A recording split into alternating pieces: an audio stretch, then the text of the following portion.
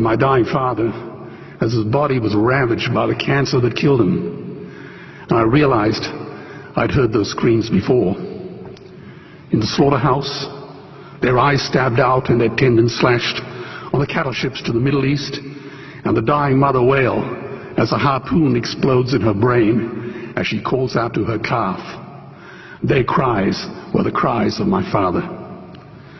And I discovered that when we suffer as equals, and in their capacity to suffer, a dog is a pig, is a bear, is a boy. Meat today is the new asbestos, more murderous than tobacco. CO2, methane and nitrous oxide from the livestock industry are killing our oceans with acidic, hypoxic dead zones. 90% of small fish are ground up into pellets to feed to livestock. Vegetarian cows today are the world's largest ocean predators.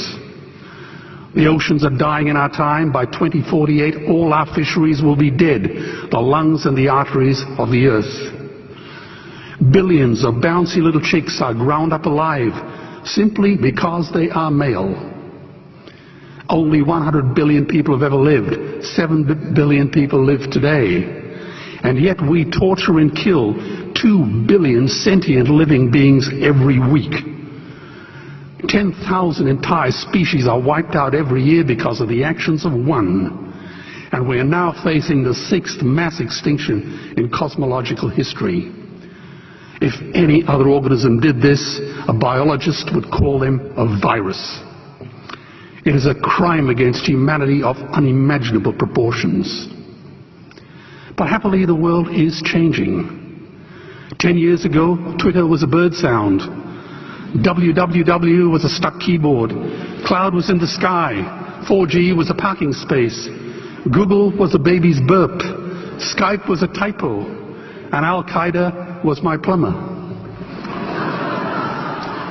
Victor Hugo said, "There is nothing more powerful than an idea whose time has come."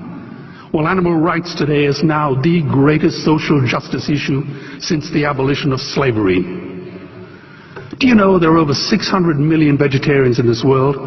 And that is bigger than the United States, England, France, Germany, Spain, Italy, Canada, Australia, New Zealand, all put together. If we were one nation, we would be bigger than the 27 nations of the European Union.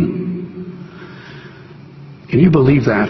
And despite this massive demographic footprint, we are still drowned out by the raucous hunting, shooting, killing cartels who believe that violence is the answer when it should not even be a question. Meat kills animals, kills us, and is killing our economies. Medicare has already bankrupted the United States. They will need $8 trillion invested in treasury bills just to pay the interest, and they have precisely zero.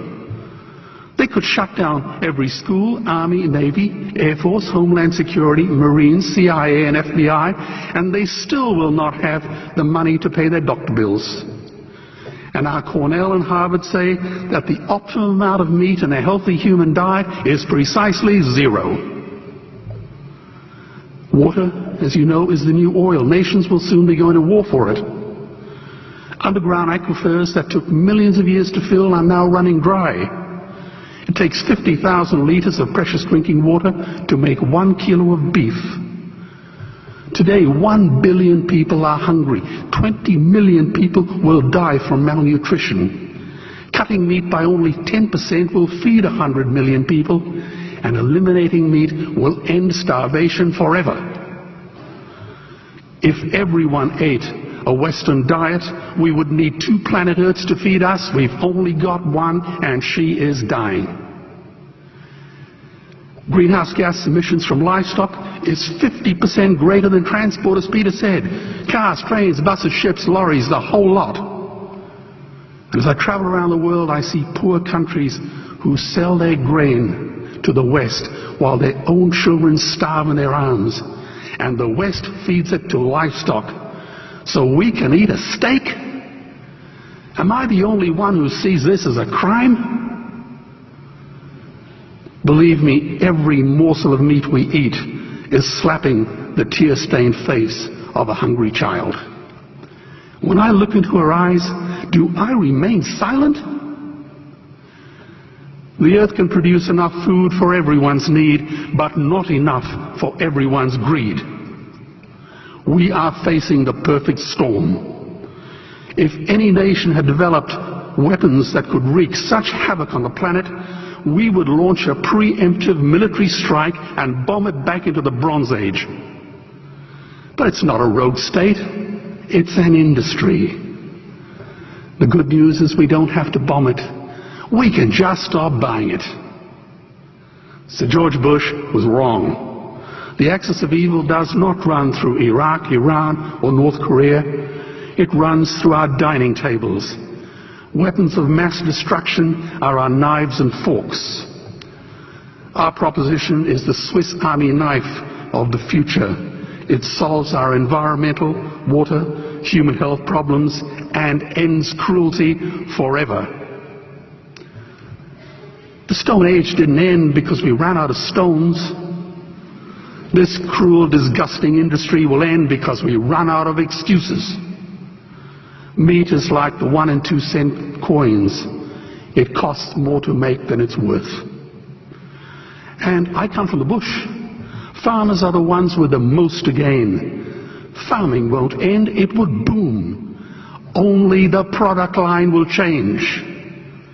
Farmers would make so much money they won't even bother counting it, and I'd be the first to applaud them. Governments would love us. New industries would emerge and flourish.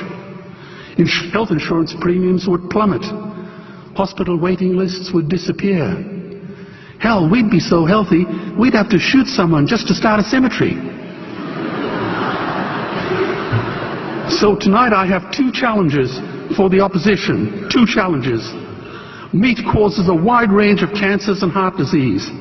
Would they name one disease caused by a vegetarian diet? And 2, I'm funding the Earthlings trilogy. If the opposition is so sure of their ground, I challenge them to send a copy of the Earthlings DVD to all their colleagues and all their customers. Go on, I dare you.